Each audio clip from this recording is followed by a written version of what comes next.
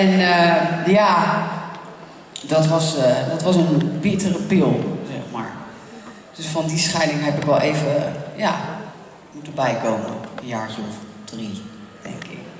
En ik dacht er toen aan van, joh, ik heb even een droge mel, sorry hoor. Ik dacht er toen aan van, oké, ik moet gewoon mijn best doen. Ook al zijn er dingen natuurlijk die super vervelend waren. Maar ik wil het gewoon goed doen, goede co-parenting. En zelfs dacht ik nog van, joh, ik wil gewoon ook voor diegene natuurlijk er zijn. Want ja, ik ben toch ouders.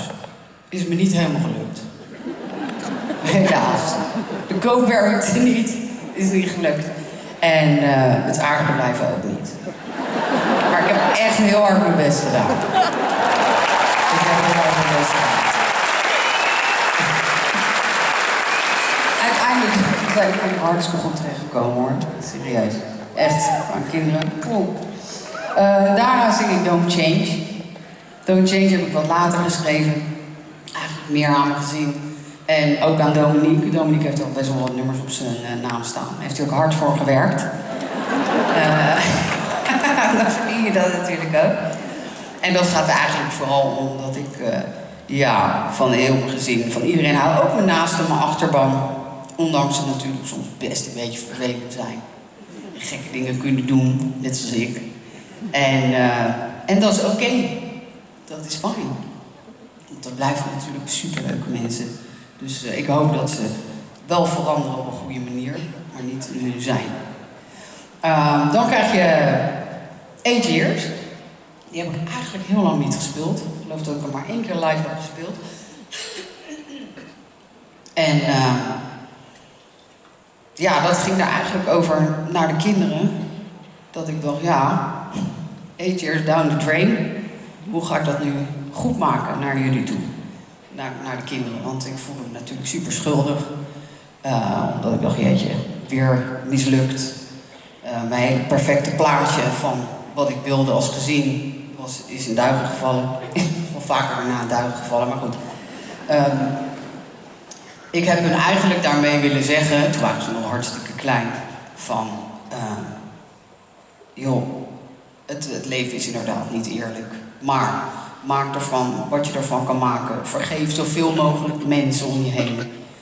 Dat is het belangrijkste. Mensen kunnen fouten maken en dat is oké. Word in ieder geval niet bitter, niet zuur. Ja, ik wil eigenlijk nog veel meer zeggen, maar dat ben ik niet kwijt. Nou ja, daarna Only a Mother. Dat zegt het natuurlijk wel. Ik heb jarenlang in mijn bed gelegen en me schuldig gevoeld over alles wat mis is gegaan. En ik denk, jeetje, als ik iemand daarmee kan helpen, echt, het schuldgevoel is een waste of fucking time. Don't do it. Just don't. Ik heb het gedaan, jarenlang. En ik denk nu, waarom heb ik me zo schuldig gevoeld? Het was helemaal niet nodig. Ik heb alles gegeven, ik heb mijn best gedaan. Natuurlijk zijn de fucking dingen mislukt. Maar ja, dat is wat moeders doen, hè. Want kijk, vaders, niet om de vader natuurlijk gewoon, want dan krijg je de hele fucking vadercommunity dadelijk weer. Fucking socials. Fuck y'all. Oké, daar gaat het niet om. Jullie zijn superleuk, jullie kunnen het hartstikke goed doen, jullie vaders. Maar luister, die moeders, die hebben gewoon die connectie. Dat is vanuit de baarmoeder, daar kan je niks aan doen. Mijn kind komt naar me toe, ik weet wat hij al gaat zeggen. Ik weet wat hij al heeft gedaan. Ik weet dat hij iets fouts heeft gedaan. Ze weet het niet. I already know. Maar ik wacht gewoon tot ze het zelf vertellen. Wat ik bedoel? Maar die moeders, die hebben die band.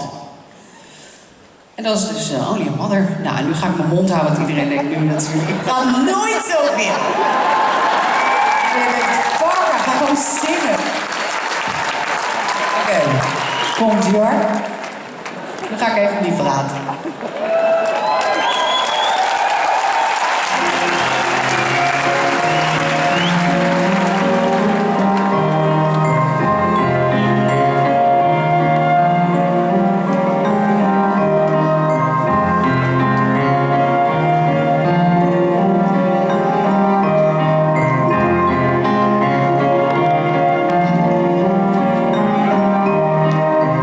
Haven't we both heard enough pain? This is what we're gonna do.